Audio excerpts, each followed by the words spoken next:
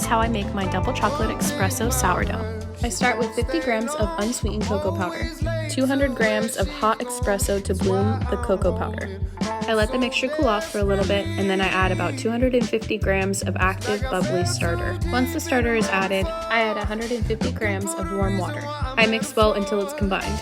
Once those ingredients are incorporated, I add 100 grams of brown sugar and 500 grams of bread flour.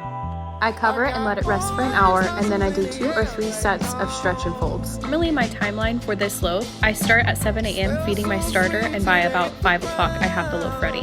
Once my dough has risen, I add my chocolate chips and do my first shaping of the loaf. After it's shaped, I let it set for 30 minutes to rest. After the 30-minute rest, I come back for the final shaping. After the final shaping, I let it rest for another 30 minutes while my oven preheats to 470. I score the loaf and bake at 470 for 25 minutes with the lid on and 20 minutes with the lid off. If you have any questions,